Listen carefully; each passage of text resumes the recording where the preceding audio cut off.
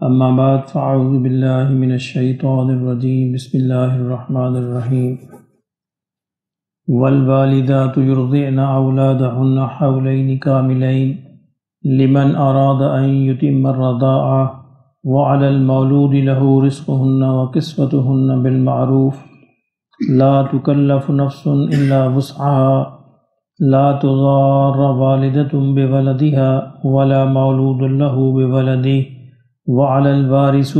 الوارث مثل ذلك فإن أرادا فصالا عن تراض منهما وتشاور فلا جناح عليهما وإن أردتم أن تسترضعوا أولادكم فلا جناح عليكم إذا سلمتم ما آتيتم بالمعروف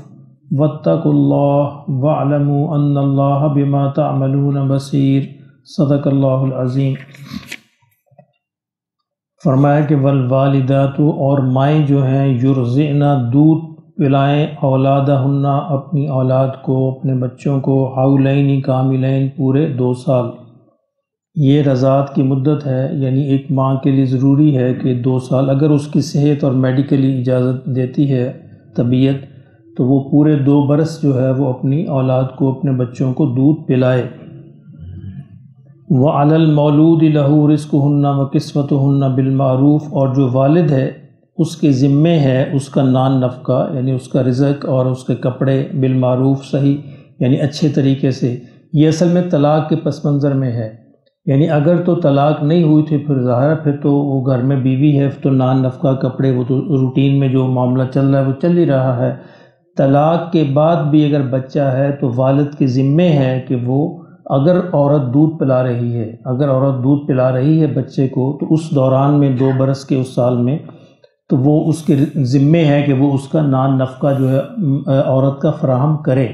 ورنہ طلاق کی عدت کے بعد عورت کا نان نفقہ ختم ہو جاتا ہے۔ لیکن اگر دودھ پلا رہی ہے بچے کو تو 2 برس تک یہ نان نفقہ عورت کا بھی چلے گا، اور اس کے بعد بچے کا تو رہے گا خرچہ، لیکن عورت کا خرچہ ختم ہو جائے گا چونکہ طلاق واقع ہو چکی ہے۔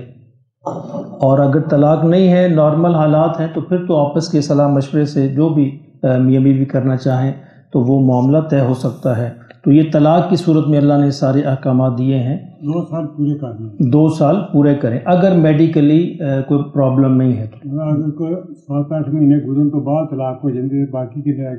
جتنے بھی 12-14 مہینے وہ پورے کرے گی، تو وہ پورے کرے۔ اور بعض احادیث کے مطابق یہ، اور بعض علماء کے مطابق یہ مدت 2.5 برس بھی ہو سکتی ہے، 2.5 برس بھی ہو سکتی ہے، لیکن اس سے زیادہ کسی بھی صورت میں نہیں، اس سے زیادہ کسی بھی صورت میں ناجائز ہے۔ 2.5 برس کے بعد بچے کو دودھ پلانا ناجائز ہے۔ لا تکلف نفس الا وسعها، اور اسی آیت سے علماء نے یہ مطلب نکالا ہے کہ اللہ کا یہ حکم ہے کہ والوالدات یرضعن، دودھ پلائیں، تو ماں پر بچے کو دودھ پلانا واجب ہے اگر کوئی ریزن موجود نہ ہو، یعنی اگر کوئی میڈیکل ریزن موجود ہے پھر تو الگ بات ہے۔ اگر کوئی میڈیکل ریزن موجود نہیں ہے تو محض اپنی خوبصورتی بچانے کے لیے یہ عورت انکار نہیں کر سکتی، ماں انکار نہیں کر سکتی، اس کے ذمے ہے کہ وہ اپنی اولاد کو دودھ پلائے، واجب ہے اس کے ذمے۔ بچے سٹ کے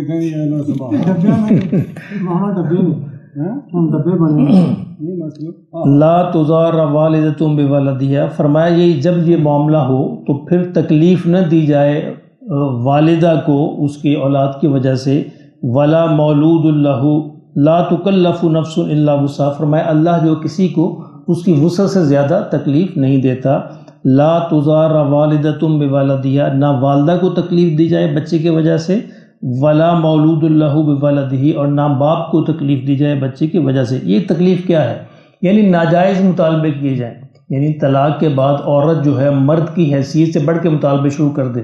مرد کی حیثیت 1,000 دینے کی اور وہ کہے مجھے 10,000 چاہیے، تو یہ ناجائز مطالبہ ہے۔ تو نہ اسی طرح مرد کو بھی تنگ نہ کیا جائے، عورت کو بھی تنگ نہ کیا جائے، یعنی باپ کی طرف سے بھی عورت کو ناجائز مطالبات نہ ہو کہ میرے بچے کو اس طرح رکھا جائے، یہ کیا جائے، یہ چیزیں فراہم کی جائیں،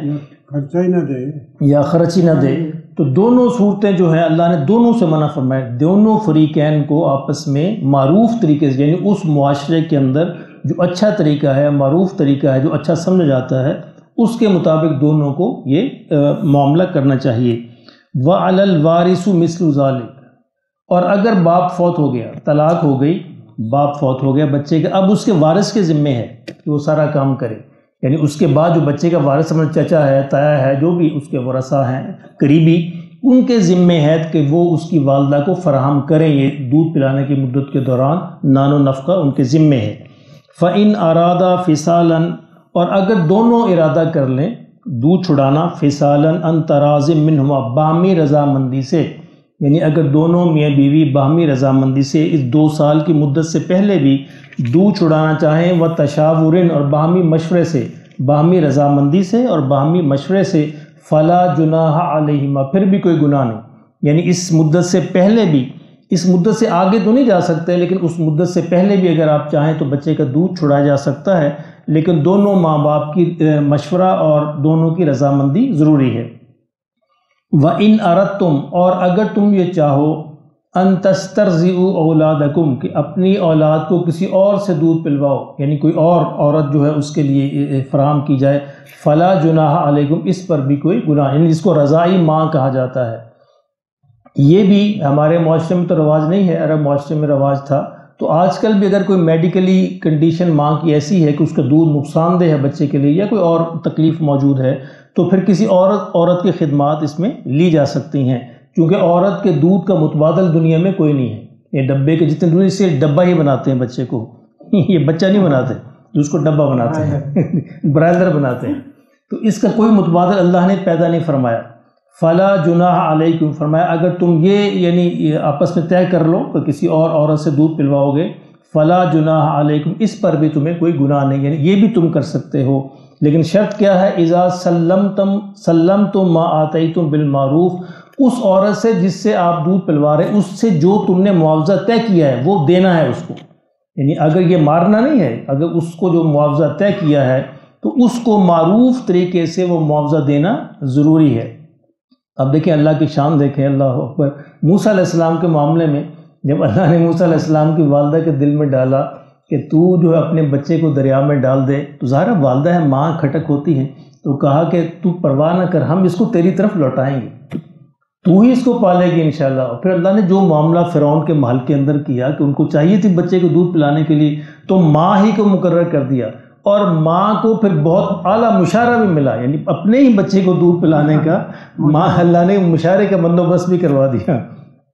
تو یہ اللہ کی شان ہے کہ اللہ جو چاہے جب چاہے جیسے چاہے کر سکتا ہے۔ فرمایا اگر یہ تمہارا ارادہ ہو کسی اور عورت سے دودھ پلوایا جائے تو اس پر بھی کوئی گناہ نہیں، بشرطے کہ تم جس سے دودھ پلوا رہے ہو اس کا معاوضہ اچھے طریقے سے، معروف طریقے سے ادا کر دو۔ واتقوا اللہ، اور اللہ سے ڈرتے رہو،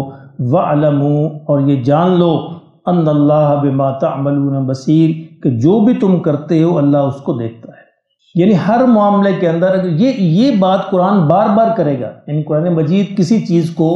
قانوناً اور جبراً نافذ نہیں کرنا چاہتا، یہ اسلامی شریعت کا مزاج ہے۔ اسلامی شریعت یہ چاہتی کہ لوگوں کا مزاج ایسا بن جائے، لوگوں کی طبیعت ایسی بن جائے کہ وہ خود بخود جو ہے قانون پر عمل کرنے والے بن جائیں، اور ان کو یہ پتہ ہو کہ ہمیں اللہ ہر دم دیکھ رہا ہے، کہ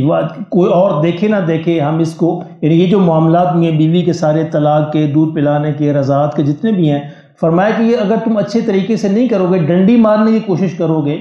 چاہے دنیا کو تم دھوکہ دے لو، لیکن وہ ڈنڈی جو ہے اللہ کی نظر سے تم چھپا نہیں سکتے۔ بہرحال تم نے اسی کے حضور حاضر ہونا ہے، اور وہ ہر معاملے کو دیکھتا ہے اور وہ تم سے اس کا حساب لے گا۔ اللہ پاک ہمیں سب نصیب فرمائے۔